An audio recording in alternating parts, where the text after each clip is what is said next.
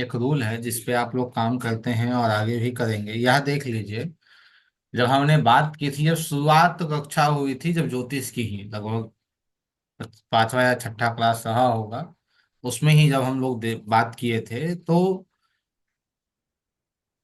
जो पाप ग्रह हैं वो क्या करते हैं, उस भाव ग्रहों की की हानि स्थिति। करते हैं जिस भी भाव में बैठते हैं। हाँ, और जो वो शुभ ग्रह है, बैठे रहेंगे हाँ, जी। जो शुभ ग्रह है वो जहां हम्म, भी जाएंगे उस घर की वृद्धि करेंगे। ये सामान्य नियम है प्रश्न कुंडली के लिए भी, या हम यदि किसी भी ज्योतिष की पद्धति को लेकर चल रहे हैं वहां भी। जो हम प्रश्न कुंडली की बात कर रहे हैं, तो मान लीजिए हमने प्रश्न आपसे किया कि भाई हमारा यह सामान चोरी हो गया, मिलेगा या नहीं मिलेगा। तो सबसे पहले इस कुंडली की बात करें तो इस कुंडली में हमें कौन सी राशि दिखी। सबसे पहले राशि लग्न में दो हम देख रहे हैं, लग्न में दूसरी राशि, 2, 5, 8 और 11 कौन सी राशियां हैं, स्थिर हैं। ठीक है, स्थिर राशियां हैं। हम्म, अर्थात सामान आपका चोरी नहीं हुआ है, नहीं हुआ, सामान घर में आपका ही है और स्थिर है, मिल भी घर जाएगा। में ही है, बिल्कुल। अब और वहां पे गुरु बैठे हुए हैं। गुरु बैठे हैं, सामने से चंद्रमा का प्रभाव जा रहा है। क्या लग्न में लग्न पे किसी पाप ग्रह का प्रभाव है? नहीं है। नहीं नहीं सर। ठीक है, जब पाप ग्रह का प्रभाव हमें वहां नहीं मिल रहा है, तो यह स्थितियां बन रही है कि हाँ उनकी जो चीजें हैं वो उन्हें प्राप्त हो जाएंगी, मिल जाएंगी। ठीक है, तो ये तो चीजों को प्राप्त करने के लिए है। अब आगे जाकर आपके पास प्रश्न आएंगे कि क्या मेरी नौकरी होगी या नहीं होगी, मैं कोर्ट केस लड़ने जा रहा हूं, मैं जीत पाऊंगा या नहीं, क्या वो तो हम मुझे लग्न को धन ही की देखेंगे ना सर। प्राप्ति होगी या नहीं होगी, क्या मेरे घर में जायदाद का बंटवारा हो रहा है तो क्या मुझे भूमि मिलेगा या नहीं मिलेगा। इन सारी चीजों पे आपसे बात की जाएगी, हम्म, प्रश्न आपके पास आएंगे। तो थोड़ा सा पृथु यशा जी ने, या सत्याचार्य जी ने, या भट्टोत्पल जी ने थोड़ा सा भिन्न कर दिया है। थोड़ा सा भिन्न इन्हें इस प्रश्न कुंडली को बनाया है। कैसे? जैसे मान लीजिए कोई प्रश्न लेकर आया है कोर्ट केस का, कि भाई मुझे कोर्ट केस में मुझे विजय की प्राप्ति होगी या नहीं होगी। तो जैसा मुझे स्मरण है, मैंने पिछली कक्षा में आप लोगों से बात की थी क्या, याई के बारे में। याई उसे कहते हैं जो याई। आपके ऊपर, हाँ याई उसे कहते हैं जो आपके ऊपर केस किया हो, या जो सामने से आपसे लड़ने आ रहा हो, उसे याई कहते हैं। ठीक है, स्थिर उसे कहते हैं जो प्रश्न करता है। मान लीजिए मैं आपके पास आया हूं और आपसे प्रश्न कर रहा हूं कि कोई, इन दो शब्दों को समझना बहुत ही महत्वपूर्ण है। यदि समझ जाइएगा तो इस कोर्ट केस को समझ जाइएगा। मान लीजिए मैं आपके पास आया हूं और आपसे एक प्रश्न पूछ रहा हूं कि मेरे ऊपर किसी ने कोर्ट केस किया है, तो क्या मुझे विजय की प्राप्ति होगी या नहीं होगी। मेरे ऊपर किसी ने किया है, तो जिसने किया है वो याई हो जाएगा, और मेरे ऊपर किया गया है तो हम अस्थाई हो जाएंगे। ठीक है, लेकिन वही मैं प्रश्न आपसे कर रहा हूं कि मैं किसी पे कोर्ट केस करने जा रहा हूं तो क्या मुझे विजय की प्राप्ति होगी या नहीं होगी। तो वहां पे मैं याई बन जाऊंगा और वो अस्थाई बन जाएगा। इसका तात्पर्य है कि आगे कौन बढ़ रहा है, जो सामने से आएगा, या फिर कहें जो सामने से आक्रमण करेगा, जो सामने से केस करेगा, वो याई होगा, और जिस पे केस किया जाएगा वो अस्थाई होगा। याई को हम देखते हैं लग्न से, और अस्थाई को हम देखते हैं सप्तम भाव से। याई को हम देखते हैं लग्न से, और अस्थाई को देखते हैं सप्तम भाव से। अब मान लीजिए राहुल जी प्रश्न कर रहे हैं लता जी से कि लता जी मैं किसी पे केस करने जा रहा हूं, तो क्या मुझे विजय की प्राप्ति होगी या नहीं होगी। तो लता जी किसे देखेंगी, ज्यादा जोर इनका किस पे रहेगा, याई पर या अस्थाई पर। मैं केस करने जा रहा हूँ। हाँ, आप केस करने जा रहे हो, तो आप याई हो, ना कि आप अस्थाई हो। हाँ, तो ठीक अस्थाई है। तो जोड़ रहेगा इनका। हाँ, लेकिन आप दूसरा प्रश्न यह कर रहे हैं कि मेरे ऊपर किसी ने केस किया है, या मेरे ऊपर केस हुआ है या होने वाला है, उस केस को मैं जीत पाऊंगा या नहीं। तो आप यहाँ अस्थाई बन जाएंगे। याई और अस्थाई कम क्लियर है। आगे फिर हम बढ़ें। जैसे आपने जड़ और जीव को पढ़ा है वैसे ही है।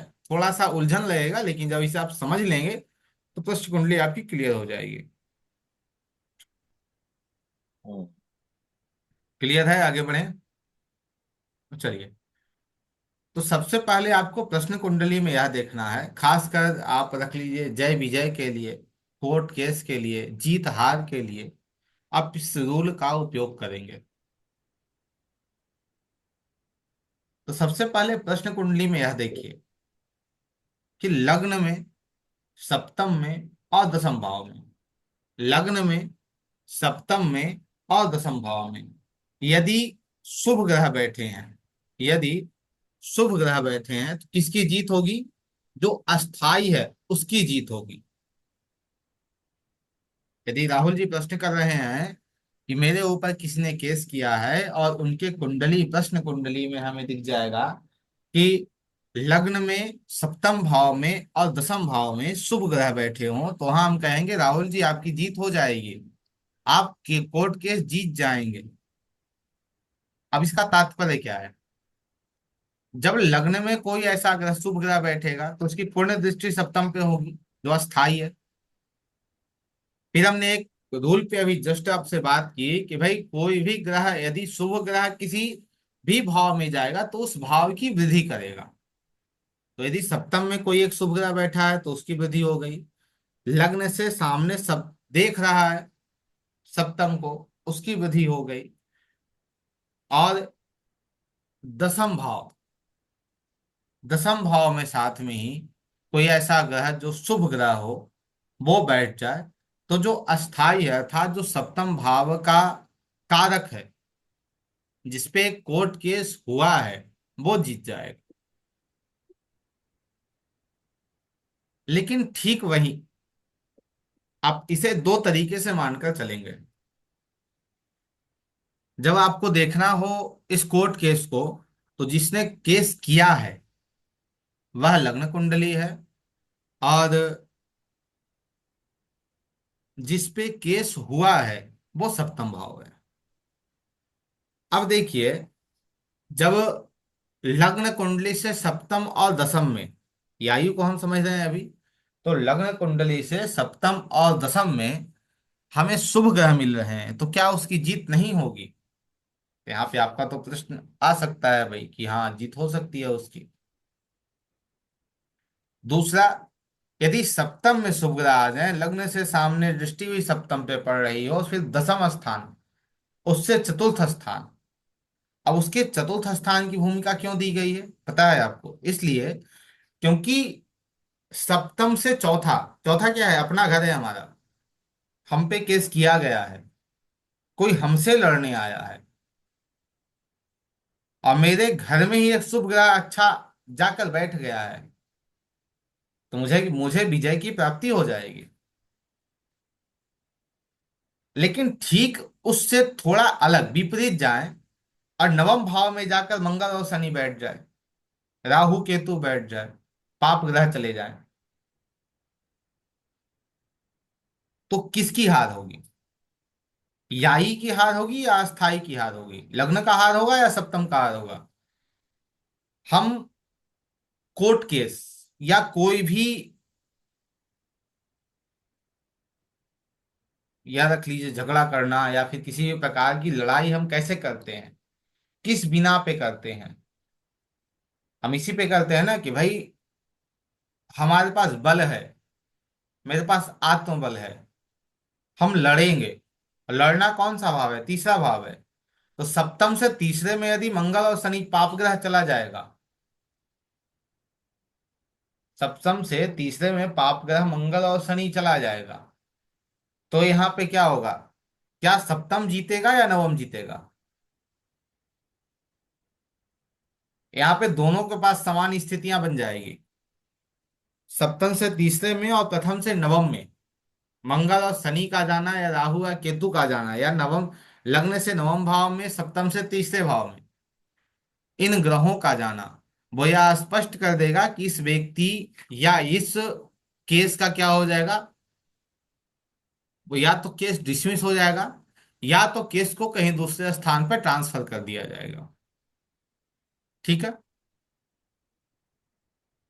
लेकिन ठीक वहीं, यदि नवम में बुध आ जाए, गुरु आ जाए, या शुक्र आ जाए, बुध आ जाए, गुरु आ जाए, या शुक्र आ जाए,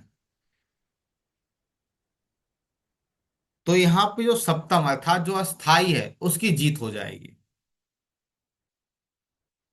उसकी जीत यहाँ पे सुनिश्चित हो जाएगी। अब क्यों हो जाएगी? क्योंकि बुध हैं, गुरु हैं और शुक्र हैं, ये शुभ ग्रह हैं।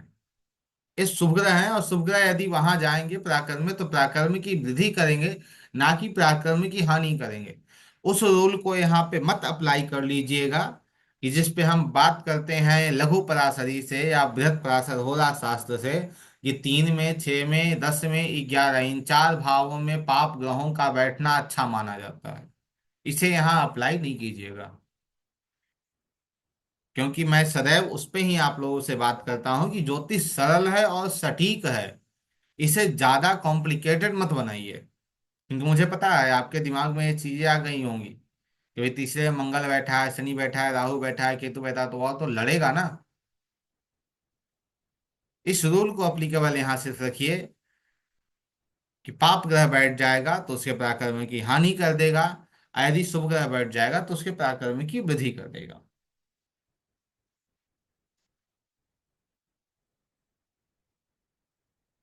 दूसरा रूल, इसे समझ गए। अब दूसरा इसी पे कोर्ट केस पे ही बात करेंगे।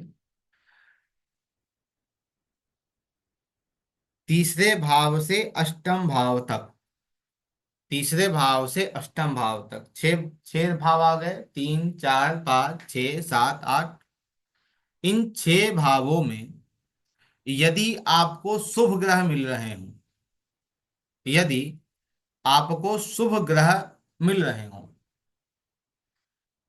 तो जो अस्थाई व्यक्ति है, अर्थात जिसपे केस किया गया है, वो जीतेगा, उसकी जीत हो जाएगी। लेकिन वहीं यदि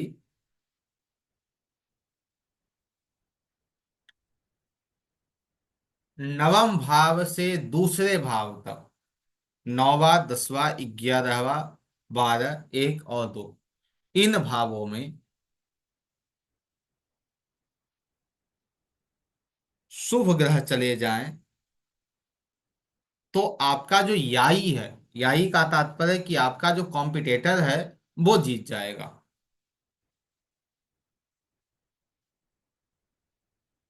लेकिन ठीक उससे विपरीत,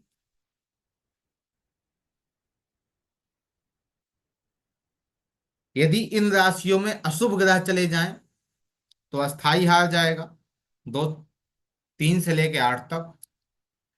और 9 से लेके 2 तक में यदि पाप ग्रह चले जाएं, तो आपका जो आपसे जो कंपटीशन कर रहा है वो व्यक्ति हार जाएगा।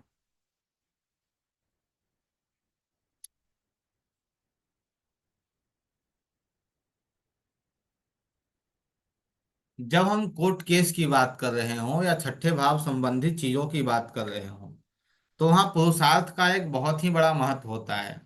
4 पुरुषार्थ है ना।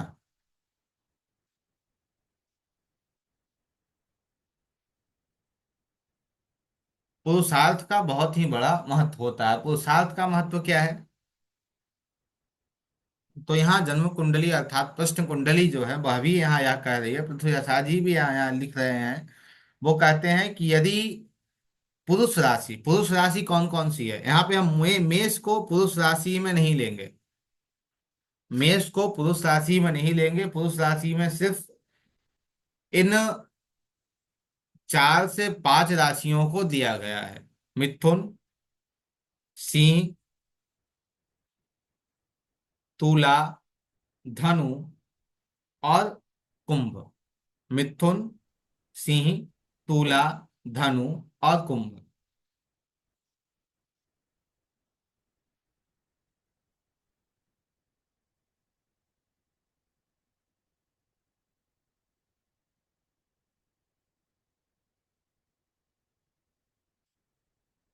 यदि इन राशियों में प्रश्न कुंडली में शुभ ग्रह की स्थिति बन रही हो, शुभ ग्रह बैठे हों,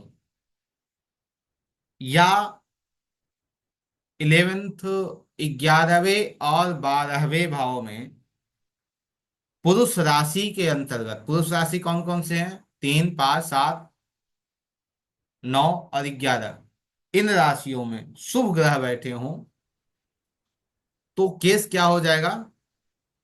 डिसमिस नहीं होगा केस, यहाँ पे संधि पे चली जाएगी केस। संधि का तात्पर्य है कि भाई दोनों तरफ से समझौता कर लिया जाएगा, चलो आगे केस नहीं लड़ना है, समझौता कर लो।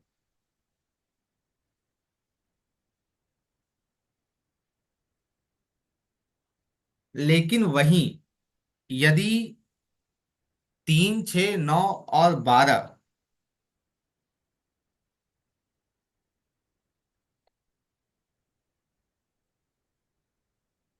लग्न में राशि चली जाए, 3 6 9 और 12 लग्न में राशि चली जाए, और उसमें पाप ग्रह जाकर स्थित हो जाए, या फिर जो द्विस्वभाव राशियां हैं उन सभी राशियों में पाप ग्रह जाकर प्रविष्ट हो जाएं, बैठ जाएं, तो आपका जो केस है ना वो लंबा चलेगा, कम से कम 10 20 साल खिंच जाएगा, यही स्थितियां बन जाएगी। तो ये 3 4 रूल या फिर कहें 7 8 रूल को लेकर आप एक कोर्ट केस के थ्योरी को समझेंगे। आपको समझना है कि प्रथम भाव जो है वो आपके सामने वाला है, और सप्तम भाव भाव जो है वो आप स्वयं हैं, और ऐसा समझ कर ही आप प्रश्न कुंडली को लेकर इसका विश्लेषण करेंगे। अब मान लीजिए अभी इस कुंडली पे ही ले लेते हैं, एक प्रश्न कुंडली बना ले इस समय का ही, उस पर बात कर लें तो बेहतर होगा। ठीक है, अभी की कुंडली रही। अब इस कुंडली को लेकर हम चलते हैं और देखते हैं कि भाई क्या स्थितियां बनती हैं, या फिर कैसे इसे हम देखते हैं। सर्वप्रथम हम देखेंगे याई को। याई अर्थात जो हमारे ऊपर आक्रमण करने वाला है, जो जिसके साथ हमारा केस चलेगा, कोर्ट केस रहेंगे, उसके बारे में। तो वो प्रथम भाव हो गया, वहां गुरु बैठे हैं, अच्छी स्थिति में है। फिर सप्तम को देखिए, वहां चंद्रमा बैठे हैं, यह भी अच्छी स्थिति में है। अब उससे ठीक नवम भाव को देखिए, उससे ठीक नवम भाव को देखिए कि वहां कोई बैठा हुआ है या नहीं है। वहां कोई बैठा हुआ नहीं है, लेकिन वहां मंगल की दृष्टि जा रही है। आप सप्तम से ठीक नवम को देखिए, वहां कोई ग्रह बैठा हुआ है, वहां भी कोई ग्रह नहीं बैठा हुआ है, लेकिन एक खूबसूरती हमें वहां यह दिख रही है कि उस भाव का स्वामी जो है वो आकर सप्तम में बैठ गया है, उस पे किसी की दृष्टियां भी नहीं जा रही हैं। तो दोनों का नवम भाव अच्छी अवस्था में, एक का जो अस्थाई है उसका नवम भाव अच्छी अवस्था में है, जो याई है उसका नवम भाव डैमेज है। लड़ाई करने जा रहा है तो तीसरे भाव को देखेंगे हम। तीसरे भाव, याई से का जो तीसरा भाव है उसे देखिए, वहां कोई ग्रह नहीं है, दृष्टिवत किसी का संबंध हुआ नहीं जा रहा है। यदि शनि को बकरी को लेकर चलते हैं तो शनि की दृष्टि वहां जा रही है। ठीक वहां से विपरीत हम अस्थाई जो व्यक्ति है उसे देखते हैं, तो उसके तीसरे भाव पे मंगल की दृष्टि है, जो मंगल अस्थाई भाव का ही स्वामी है। तो एक तरीके से वो उसे बल प्रदान कर रहा है, ना कि वो हानि कर रहा है। क्योंकि किसी भी रूल को आप लगा रहे हैं, ज्योतिष का कोई भी रूल हो, जब तक उसके साथ आप अपनी बुद्धि को नहीं लगाएंगे, अपनी समझ को नहीं लगाएंगे, तब तक वह रूल आपको अच्छे तरीके से काम करता हुआ नहीं दिखेगा। ठीक है, तो यहाँ पे यदि समझा जाए तो अस्थाई का जो पलड़ा हमें दिख रहा है, जो अस्थाई व्यक्ति है उसका जो केस हमें दिख रहा है वो थोड़ा मजबूत स्थिति में दिख रहा है, कि हाँ यह व्यक्ति जो है वो आगे जा सकता है।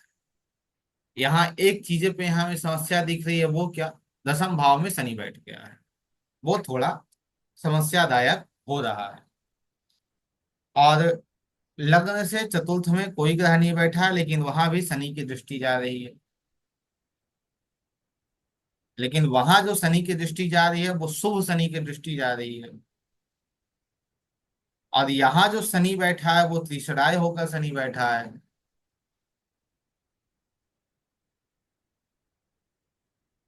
ठीक है।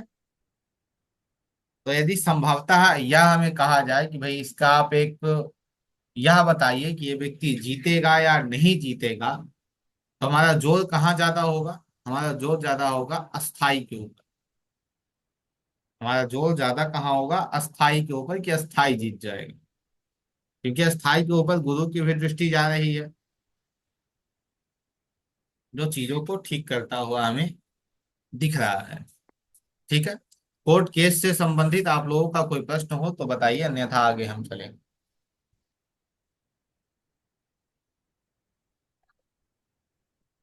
राहुल जी कोई प्रश्न? विपिन जी?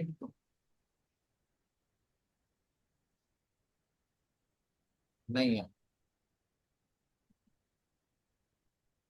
अच्छा, ये जो प्रश्न है वो क्यों नहीं आ रहा है? समझ में नहीं आया इस कारण से, या फिर सब समझ में आ गया इस कारण से?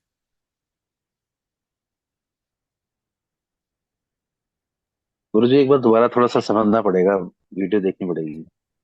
वो आप थोड़ा विलंब से पहुंचे हैं लगभग। जी गुरु जी। हाँ जी हाँ जी।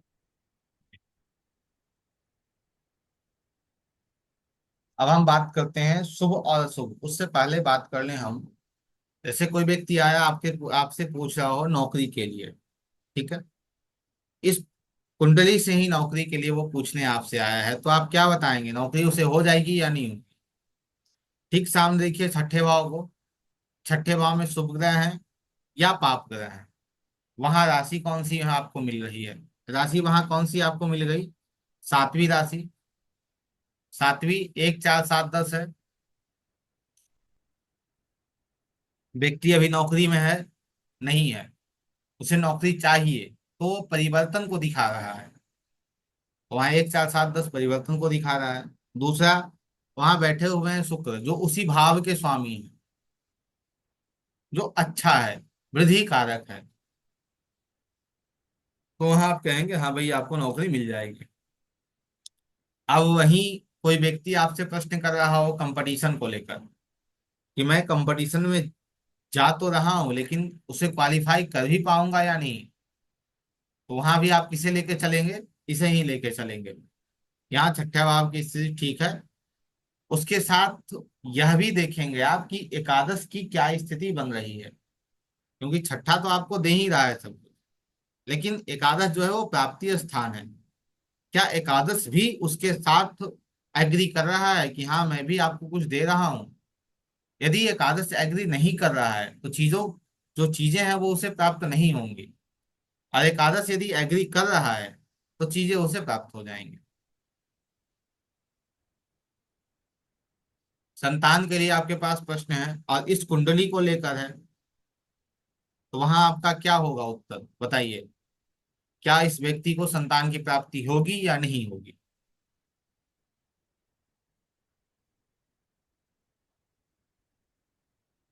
बताइए राहुल जी, लता, अनुराधा, विपिन जी, बताइए।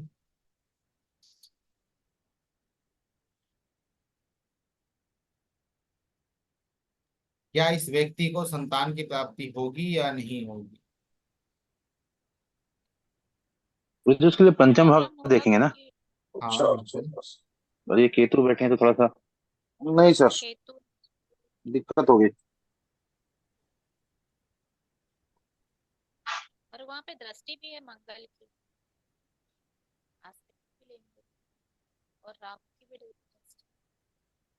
राहु की दृष्टि नहीं होती है।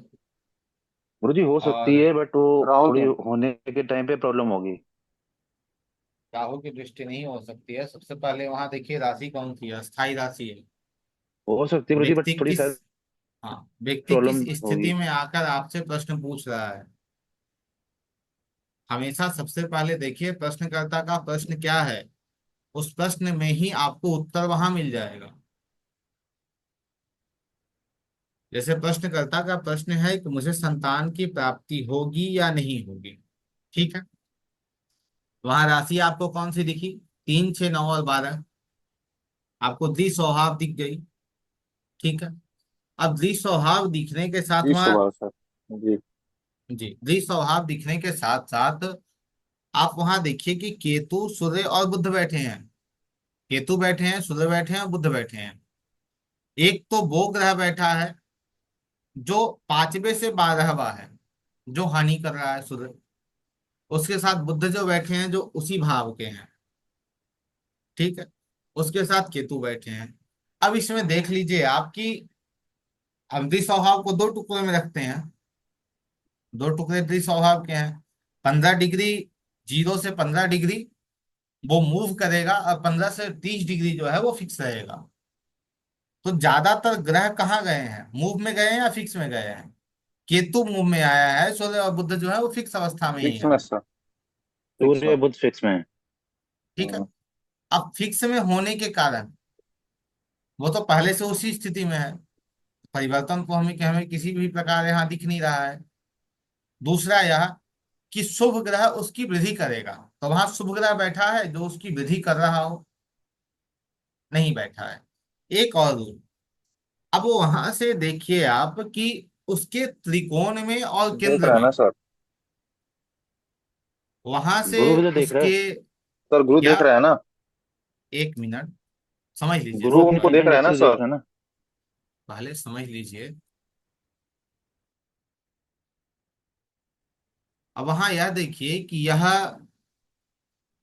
पंचम से त्रिकोण में और पंचम से केंद्र में क्या शुभ ग्रह बैठे हैं या नहीं बैठे हैं। और साथ ही यह भी देखिए कि पंचम से अष्टम में कोई शुभ ग्रह बैठा हो या नहीं बैठा है। यदि पंचम से हम त्रिकोण देख रहे हैं तो त्रिकोण में हमें गुरु मिल गए, केंद्र में हमें शुभ ग्रह चंद्रमा मिल गए, लेकिन केंद्र में एक शनि भी आ गए, और अष्टम में हमें कोई भी पाप ग्रह नहीं मिला।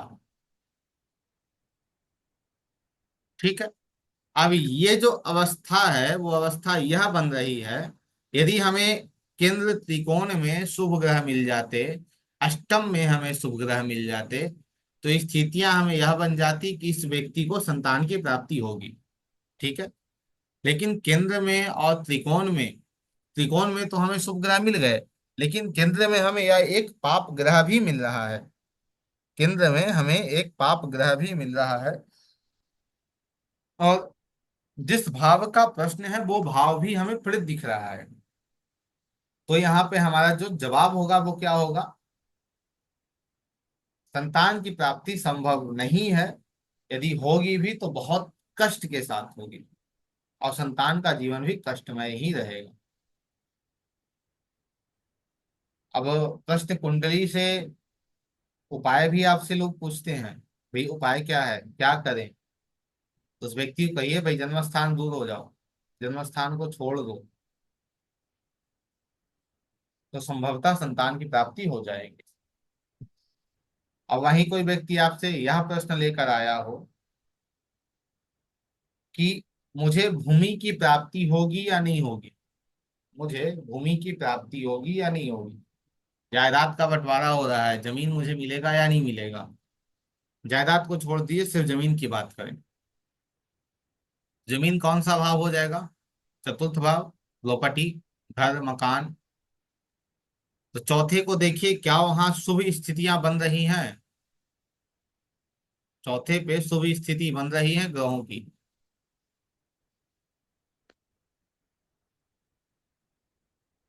नहीं सर। शनि की सामने दृष्टि है। शनि देख रहे हैं, सामने शनि देख रहे हैं, और शुभ ग्रह वहां मौजूद नहीं है। उसके केंद्र और त्रिकोण में देखिए तो त्रिकोण खाली है। केंद्र की बात करें तो केंद्र में गुरु क्या? और चंद्रमा और शनि है। तो एक शनि है लेकिन गुरु और चंद्रमा आ रहे हैं, जो एक बल दे रहा है। फिर उससे अष्टम में देखिए कि क्या अष्टम में कोई पाप ग्रह मिल रहा है? तो मिल रहा है। तो पाप ग्रह मिल रहा है, केंद्र में ही पाप ग्रह मिल रहे हैं, अर्थात भूमि संबंधित जो भी प्रश्न इसका है वहां हम क्या कहेंगे, शुभ ना कहकर हम वहां कहेंगे भाई थोड़ी समस्या रहेगी आपको, जमीन की थोड़ी समस्याएं आपको रह सकती है। किसी भी प्रकार का प्रश्न हो, उसको आप इस प्रकार से काउंटर करेंगे और समझेंगे। जैसे कोई व्यक्ति आकर आपसे प्रश्न करता है कि मुझे उच्च पद की प्राप्ति होगी। उच्च पद की प्राप्ति होगी, अब उच्च पद कौन सा भाव है, बताइए। 10वां भाव। 10वां भाव। बिल्कुल। अब इस कुंडली में देखिए दसम भाव। एक मिनट, ये जो कुंडली है वो ऐसी की होगी ऐसी ही सर। रहेगी। हाँ, एक मिनट, थोड़ा इसे परिवर्तित कर देते हैं कुंडली को। इसे प्रश्न कुंडली समझकर ही हम समझेंगे, ठीक है। इसे प्रश्न कुंडली ही समझिए। अब यहाँ देखिए, इसे इस प्रश्न कुंडली से समझिए, क्या इस व्यक्ति को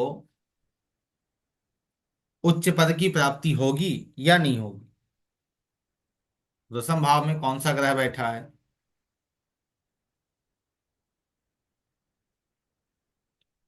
कोई नहीं। उससे आगे बढ़िए, दसम के त्रिकोण में शुभ ग्रह बैठे हैं। गुरु और चंद्रमा बैठे हैं, केतु राहु भी बैठे हैं। राहु को रख लीजिए सामने वहां, और उसके सामने केतु को रख लीजिए भी आप। फिर पुनः यह देखिए कि इसके 1 4 7 10 अर्थात इसके जो केंद्र हैं, केंद्र में क्या क्या कोई शुभ ग्रह बैठे हैं, तो केंद्र में भी कोई ग्रह नहीं बैठा है। पुनः ऊपर जाइए और देखिए अष्टम में कोई ग्रह बैठा है, तो उससे अष्टम में भी कोई ग्रह नहीं बैठे हैं। तो यहाँ पे आप क्या कहेंगे, उच्च पद की प्राप्ति होगी तो होगी। क्यों होगी, क्योंकि यहाँ शुभ ग्रह ज्यादा मिल रहे हैं, अशुभ ग्रह हमें कम मिल रहे हैं। तो उच्च पद की प्राप्ति इस व्यक्ति को होगी।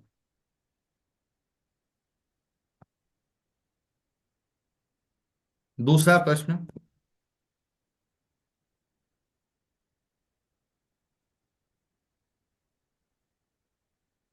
जैसे कोई व्यक्ति आपसे प्रश्न कर रहा है मकान को लेकर कि मेरा घर बनेगा या नहीं, तो आप चतुर्थ भाव से देखेंगे।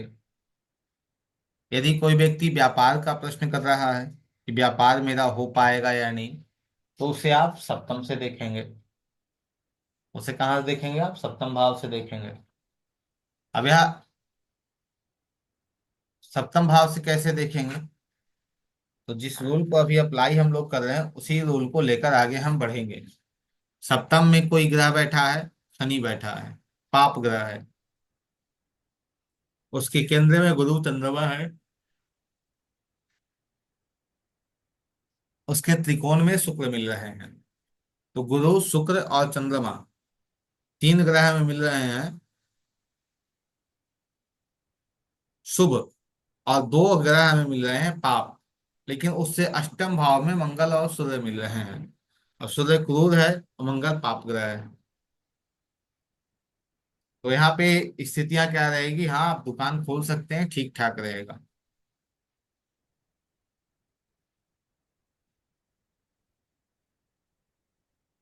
कोई व्यक्ति आपसे प्रश्न कर रहा हो कि क्या मेरा प्रमोशन होगा, क्या हमारा प्रमोशन होगा, तो प्रमोशन को हम किस भाव से देखते हैं, बताइए। प्रमोशन सर, हम्म। वही 10वें भाव से देखेंगे ना सर। छठे से छठा।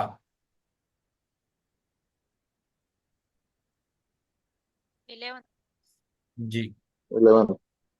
अब छठे छठा अर्थात 11वें भाव को देखिए, वहां केतु बैठा है। उसके केंद्र में शुक्र है। उसके त्रिकोण में शुक्र आ रहे हैं, शनि आ रहे हैं। उसके केंद्र की यदि हम बात कर लें,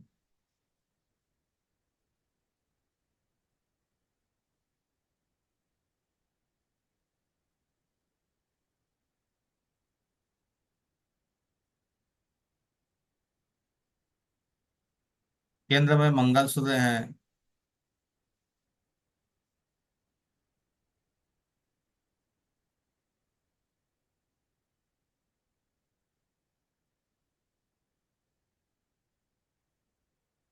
बुध राहु हैं, तो स्थितियां यहाँ क्या बन रही है पदोन्नति की, कि इस व्यक्ति की पदोन्नति में हमें समस्या देखने को मिलेगी। तो एक रूल जिसे आप अप्लाई करेंगे, वो रूल क्या है? जैसे आपके पास कोई भी प्रश्न आया हो तो सबसे पहले देखिए कि अष्टम त्रिकोण और केंद्र में, अष्टम त्रिकोण और केंद्र में यदि शुभ ग्रह हैं और पाप ग्रह कहीं और स्थित है, ना ही अष्टम में है, ना ही वो केंद्र में है, ना ही वो त्रिकोण में है, तो वह जो प्रश्न करता है उसका जो प्रश्न है, उस प्रश्न का उत्तर आप क्या देंगे? शुभ देंगे, अच्छा देंगे। जो भी उसका प्रश्न हो उसका आप उत्तर उसे आप अच्छा देंगे, हाँ आपके साथ अच्छा होगा, शुभ होगा। इसे आप लग्न के साथ अप्लीकेबल करेंगे, और इसके साथ ही इसे आप अप्लाई कहाँ करेंगे? उस भाव के साथ जिस भाव से आपका प्रश्न हो। लेकिन वहीं यदि केंद्र त्रिकोण और अष्टम भाव में हमें पाप ग्रह मिल रहे हों, तो कार्य की असफलता को हम कहेंगे। जो भी उसका कार्य होगा, जो भी उसके काम होंगे, उसके वर्क होंगे, उसमें हम क्या कहेंगे? भाई थोड़ी समस्या रहेगी। क्योंकि एक ज्योतिषी का काम एक कभी नहीं होता कि स्पष्ट रूप में कह दे भाई आपका काम नहीं होगा, या ऐसा भी नहीं है कि उसे आशा देके रखना है कि नहीं आपका काम हो जाएगा, रुक जाओ। वहां आप ऐसा कह सकते हैं थोड़ा ज्यादा मेहनत करना पड़ेगा तो काम होगा। और जो मेहनत आपको दिख रहा था, जो आपको यूटिलाइजेशन उस प्रश्न कुंडली में आपको दिख रही है, उस यूटिलाइजेशन को उसके सामने रख दीजिए कि हाँ यह जो यूटिलाइजेशन है आपको करने की आवश्यकता है, आप इसे कर लीजिए तो आपका कार्य हो जाएगा, उसका काम हो जाएगा। जैसे आप नक्षत्र में पढ़ रहे हैं ना, यहाँ भी एक आप नक्षत्र का उपयोग करेंगे। जो प्रश्न करता है उसका नाम देखिए, यदि उसकी जन्म कुंडली है तो देखिए वह किस नक्षत्र में जन्म हुआ है, उसका जन्म किस नक्षत्र में हुआ है। यदि उस नक्षत्र में प्रश्न कुंडली के अंदर कोई पाप ग्रह आ जाए, यदि उस नक्षत्र में प्रश्न कुंडली के अंदर कोई पाप ग्रह आ जाए, तो वो क्या करेगा? वह वो समस्या क्रिएट कर देगा, अर्थात उसका जो कार्य है वो नहीं हो पाएगा। लेकिन वहीं उसी स्थान पे मान लीजिए उस व्यक्ति का जन्म कुंडली नहीं है, तो नाम है, नाम है, नाम से आप उसके नक्षत्र तक जाएंगे, और उस नक्षत्र में देखिए कि क्या कोई पाप ग्रह उस नक्षत्र में बैठा है प्रश्न कुंडली के आधार पे। यदि है तो उस व्यक्ति का जो कार्य है वो संपूर्ण तरीके से नहीं हो पाएगा, उसमें थोड़ी समस्या उसे देखने को मिलेगी। तो शुभ और अशुभ का विचार आप इस तरीके से करेंगे, केंद्र से, त्रिकोण से और अष्टम से, जिस भी भाव से संबंधित आपका प्रश्न हो।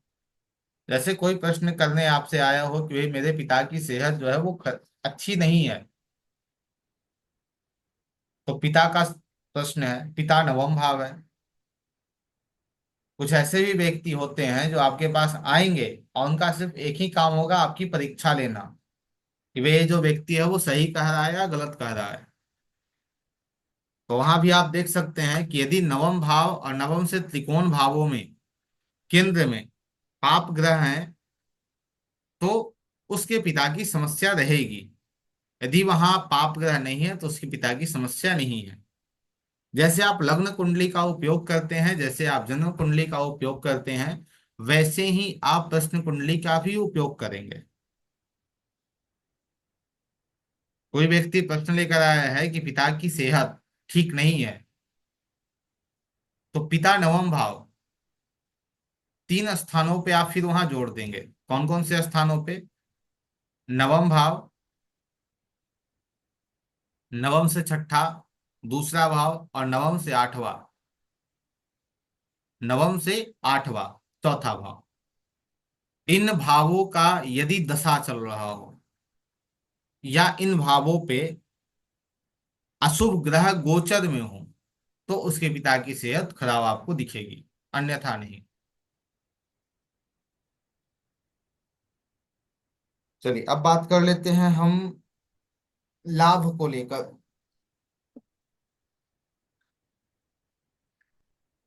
लाभ को लेकर हम यहाँ पे चर्चा कर लेते हैं। लाभ के लिए क्या करना होगा हमें। अब लाभ में लोगों का प्रश्न आएगा कि मुझे इस चीजें की प्राप्ति होगी, मैं यह कार्य करूं तो वहां से मुझे लाभ होगा या नहीं होगा। इन सब से संबंधित आपके पास प्रश्न आएंगे।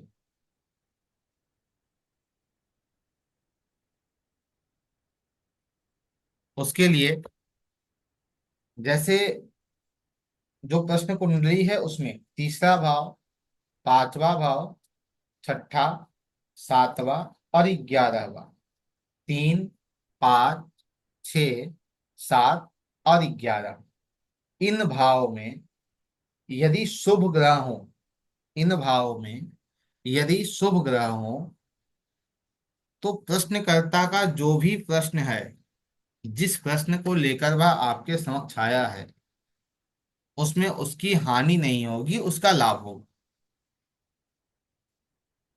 3, 5, 6, 7 और 11 जिस भाव से संबंधित है वह भाव, इन भावों में यदि शुभ ग्रह हैं, पाप ग्रह नहीं है, तो प्रश्नकर्ता का जो भी प्रश्न है उस प्रश्न से संबंधित उसे लाभ की ही प्राप्ति होगी, उसके लिए बेनिफिशियल ही रहेगा, बेनिफिट ही होगा उसका।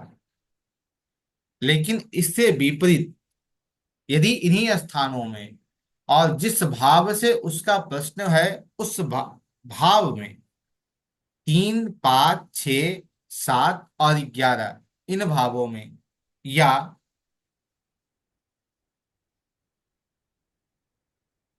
जिस भाव से प्रश्न किया गया उस भाव में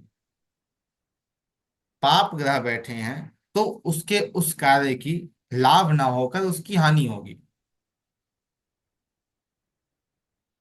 लाभ ना होकर वहां उसकी हानि हो जाएगी। अब कोई पूछने आया है, भाई मेरा मकान जो है वो तो फ्लैट जो है वो हमारा सब ठीक हो गया है, मिल जाएगा मुझे, अब वहां आपको मिल गया तो आप क्या कहोगे, हानि कहोगे।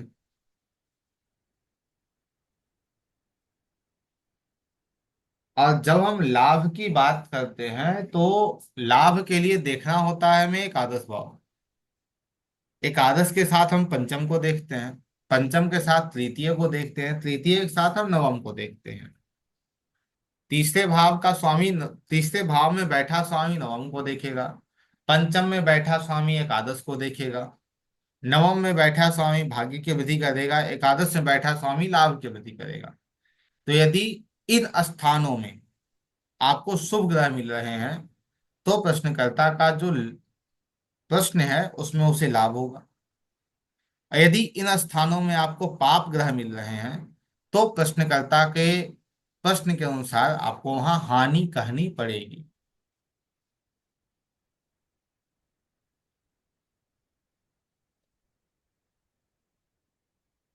जैसे भूमि का प्रश्न है, पद का प्रश्न है, या विशेष कोई प्रश्न हो जिसमें विशेष धन या विशेष आर्थिक लाभ हो। अब मान लीजिए कोई व्यक्ति आकर आपसे पूछ रहा हो, भाई हमारा जो है वो पेन चोरी हो गया, मिलेगा या नहीं मिलेगा। वहीं कोई व्यक्ति आपसे पूछने आ रहा हो कि भाई मैं मुख्यमंत्री के लिए लड़ने जा रहा हूँ, क्या मुझे विजय की प्राप्ति होगी। तो वहां आप विशेष प्रश्न के लिए सप्तम और दसम भाव को देखेंगे, क्योंकि चौथे से चौथा, 10वें से 10वां सप्तम भाव है। और दसम भाव की भूमिका आप लोग जानते ही हैं। तो सप्तम और दसम भाव में यदि शुभ ग्रह मिल रहे हो, तो व्यक्ति को विशेष लाभ की प्राप्ति होती है। विशेष लाभ की प्राप्ति जातक को होती है, प्रश्नकर्ता को होती है।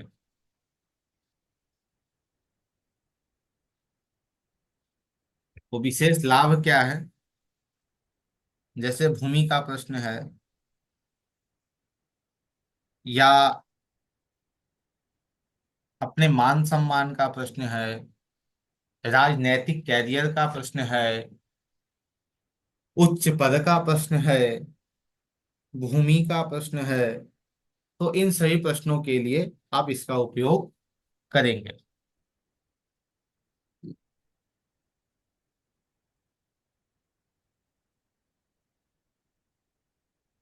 इससे थोड़ा अलग, या तो धन का है, भूमि का है, वैभव का है। मान लीजिए प्रश्न कुंडली के कुंडली में प्रथम में, दूसरे में और पंचम में, पहला, दूसरा और पांचवा, इन स्थानों में शुभ ग्रहों इन स्थानों में शुभ ग्रहों तो प्रश्नकर्ता को सम्मान की प्राप्ति होती है, मान सम्मान की प्राप्ति होती है, उच्च पद की प्राप्ति होती है, धन का लाभ होता है।